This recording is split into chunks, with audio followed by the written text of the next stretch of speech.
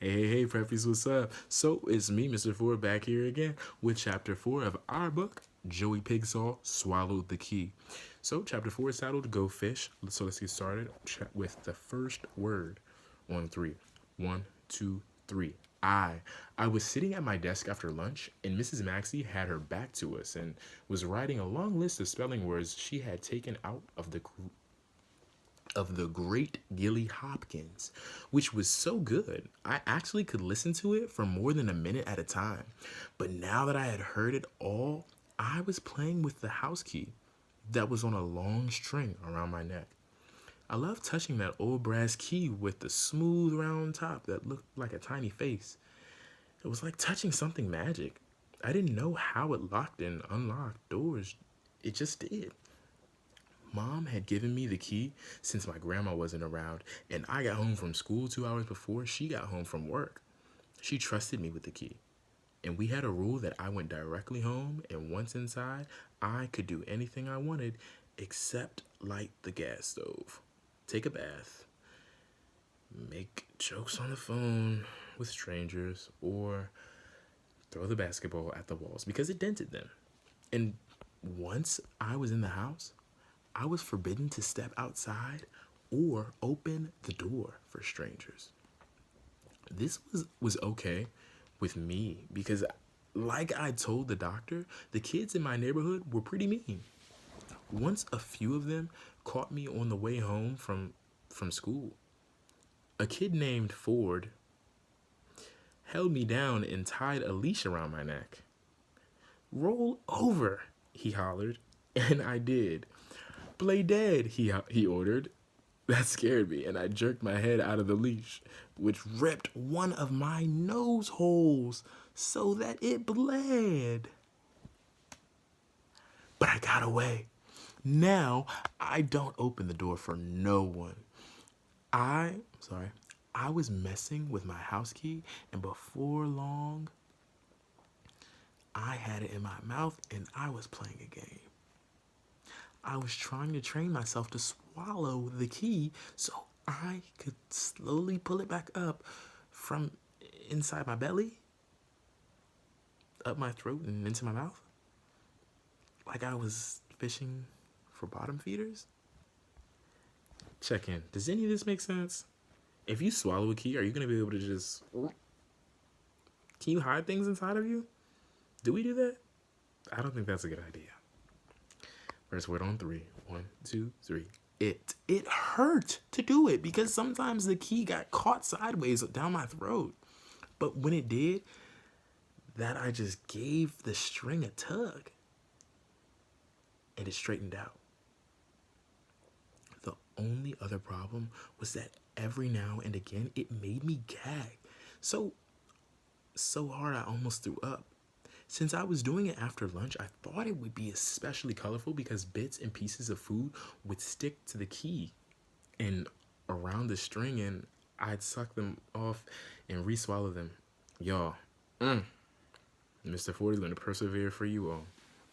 But you all know that I'm disgusted by him putting this key in his throat with a string on it. Why is he doing that? Why does he think that that's a good trick? Do you think that's a good trick?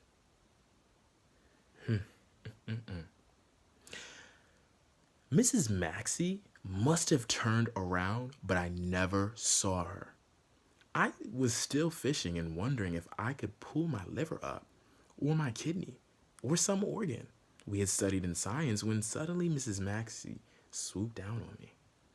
With one hand, she yanked the string out of my mouth, which really hurt because the key was halfway down my throat. Then, with her other hand, she took her sharp teacher-only pointy scissors and cut the string off the key and put the key in my t-shirt pocket. "Keep your mind on your work," she said, tapping the rule sheet on my desk. "Now sit up and listen." "Okay," I said, and quickly sat on my hands. As soon as she left, I pulled an old photograph of me out of my jeans and set it down on my desk. It was a picture of me standing very still with my hands by my side and my eyes looking directly at the camera. I looked like a little statue. It's a wonder a bird didn't land on my head for a rest. See, Mom said, and when she gave the photograph to me, this is proof that you can be still. So whenever you feel out of control, look at this picture and it will remind you to calm down. I looked at the picture stared and stared into the little eyes and tried to remember what I was thinking when I was so still. But I had no clue, so my mind wandered, and before long, I didn't remember about the string missing, and I plucked the key out of my shirt pocket and popped it into my mouth. I stuck my tongue out so Seth Justman could see the key from his desk in the next row. "What do you give me if I swallow this?" I whispered. "$1," he said. And he was good for it too, because he wasn't on free breakfast and free lunch. So I knew he had food money on him. This will be a fast buck, I thought. So I worked up my mouth full of saliva and swallowed hard, and the key scraped down my throat, a little sideways, but I did it all the way down. I opened my mouth to show Seth, and he was pretty amazed and dug into his pocket and gave me $1. Then I reached for my chin to pull the string, but I only felt my lips. And suddenly I remembered there was no string, and I hopped straight up onto my desk seat, screaming, "Mrs. Maxey, I ate my key." Everyone spun around and stared at me. And Mrs. Maxey's eyes bugged out because she knew she had cut the string. "Oh, my Lord," she shouted. She grabbed me and ran to Mrs. Deeb's room next door. "Watch my class," she cried in a desperate voice, and then trotted me down to the nurse. Nurse Holyfield listened calmly to Mrs. Maxey, who was anything but calm. Then she unlocked a white cabinet and removed a small brown bottle and plastic spoon. "Ipecac," the nurse explained. "It'll make you throw up like a champ, I promise." She gave me a green plastic dish to hold under my chin. It looked like a wadding pool for sea monkeys. Then she gave me a spoonful of medicine that tasted so bad it made me vomit up everything I had eaten all last week. She stirred through the vomit with a pitchfork, but no key. She gave me a second spoonful, and I gave her all of last year's food. Still no key. "Should we call the doctor?" asked Mrs. Maxey. "Nay," said the nurse. "At this point, it's either cut him open or let nature take its course." "I vote for nature," I said. "And I have a class to get back to," Mrs. Maxey said. "I'll tell Mrs. Charzeb he's down here, and she can take care of him." While we waited for the nurse, and she wanted to play a game with me, "I'm good at playing card games," I said. "Grandma taught me how to play poker." "No," she said. I want to ask you questions, and I want you to answer them." "What?" I asked. I was still thinking about poker and how much I miss Grandma. "Well, you just answered my first question," she said. Do you lose a lot of things?" It wasn't that. It wasn't that I hated being asked a bunch of questions. I had nothing against questions. I just didn't like listening to them, because some questions take forever to make sense. Sometimes waiting for a question to finish is like watching someone draw an elephant starting with the tail first. As soon as you see the tail, your mind wanders all over the place. And you think of a million other animals that also have tails. Until you don't care about the elephant because it's the only... I'm so sorry. It's very late, you all. Until you don't care about the tail. Until you don't care about the tail because the elephants... I'm so sorry. Checking for Mr. Ford. Back to the end of page 33.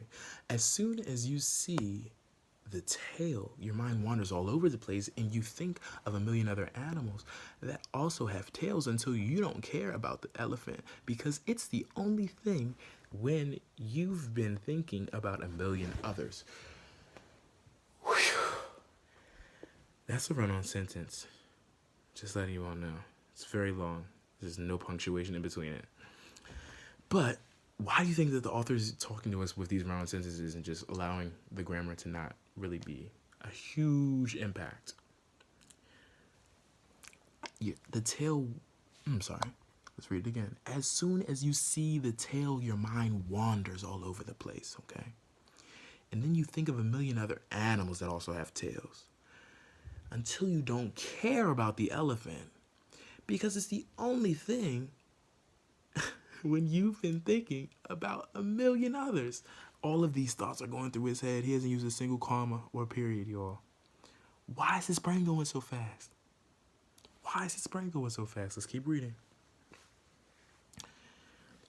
Do you lose a lot of things? She asked. Keys, I said, and gave her a big smile. One day, I lost my pants.